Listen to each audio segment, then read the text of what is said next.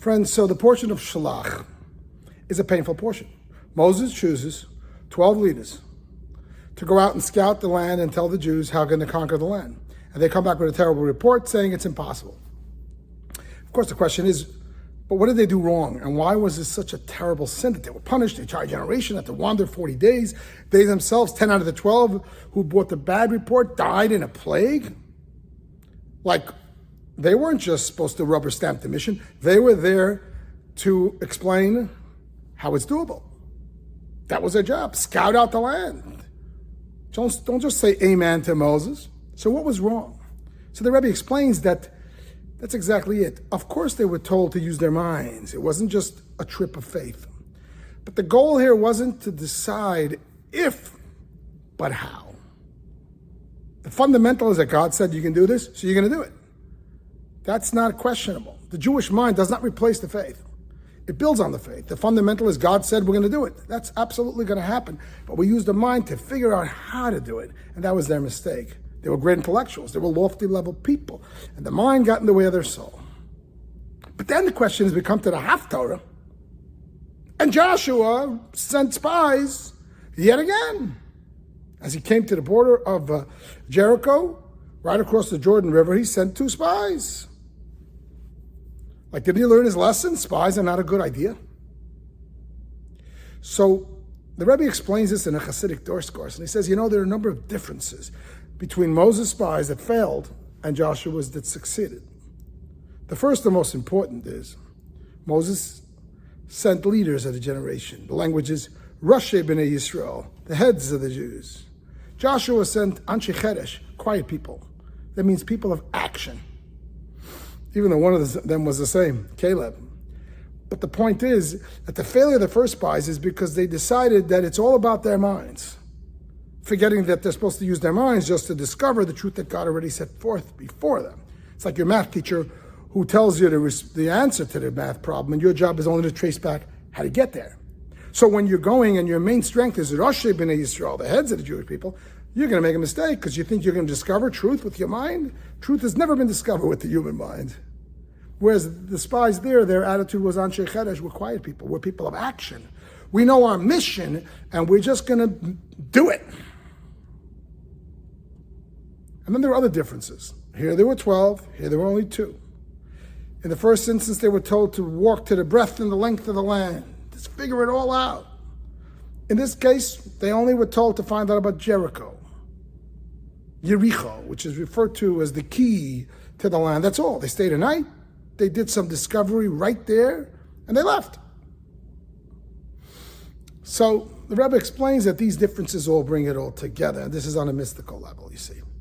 When we're talking about the conquest of the land, it could be understood in a personal way. We all have our land, our inner battle, our inner city, as Tanya might call it. And that city faces a battle every day between the 2 kings, the divine soul and the animal soul, etc., etc. And we want to conquer the land. So there's 2 ways to do this. There's a hard way, which won't work for most people, and there's another way that can work, that will. The hard way, which won't work for most people, is send 12 spies. 12 spies represents you're trying to conquer all your 10 attributes, plus the 2 more. What are the 2 more? Action and thought. Action here also includes speech.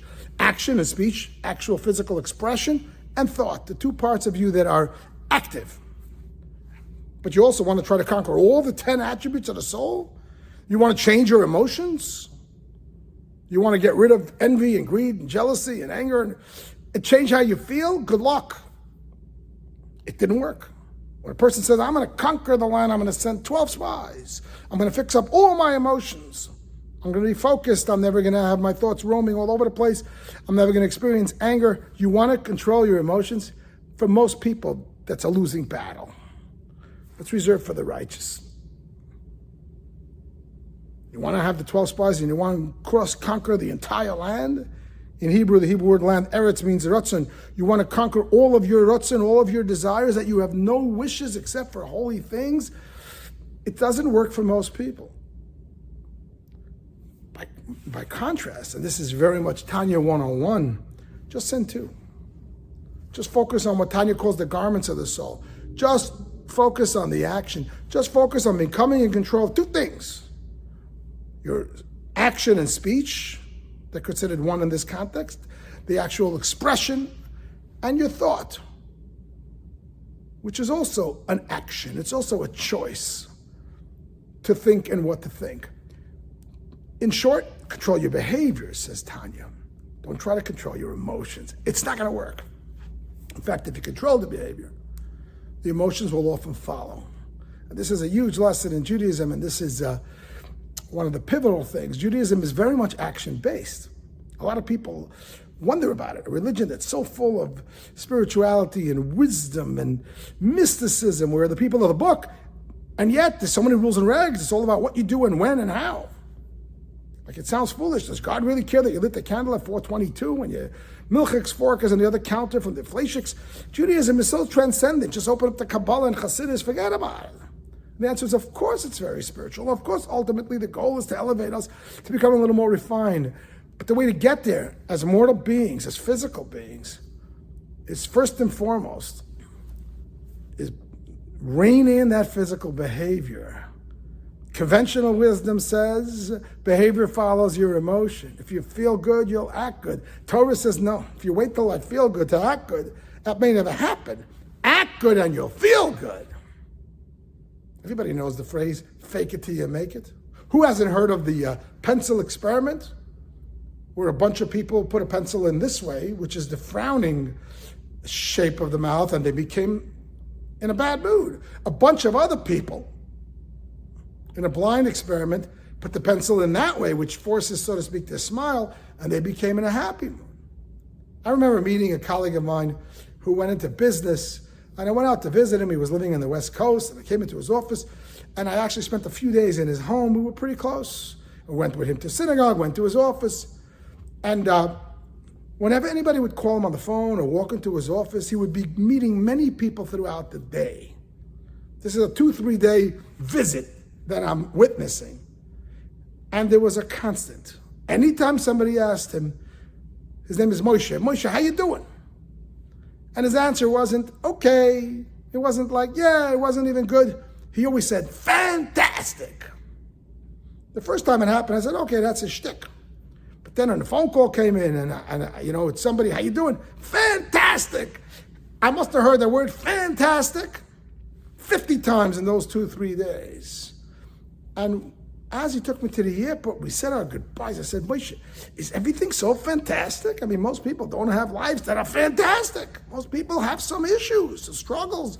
I said to him, is this really the case? He says, you know what? It's a show. But you know what? I'm starting to believe it.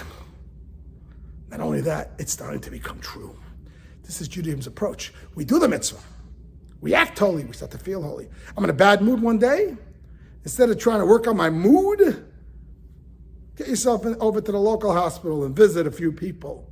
Pick up the phone and call your mother or a friend who you know is downtrodden and lonely. Just get up and do something. Study some Torah. Say some Tehillim. Do something that's good for the world, good for God, good for someone else. And then suddenly you turn around, and I've heard this 100 times in a capacity as Rabbi. People have called me up, Rabbi, I'm having a really hard day. I say, do me a favor, I have no time for you. I want you to go visit our local hospital. It's called St. Francis Hospital. We joke, we call it St. Francis Jewish. Go visit 7 patients. Get the list of Jewish patients, or visit anybody, and then call me. Invariably, they'll forget to call me back, and then I'll see them in shul over the week. I'll say, how you doing? Say, oh, it was the greatest day I ever had. I was on a high the rest of it. I was walking on water. Try it, it works. That's Judaism's program. Conquer the 2 spies. Conquer just Jericho. Jericho is the key to the Holy Land. The key to the human heart is the behavior. Think good and do good, and you'll feel good.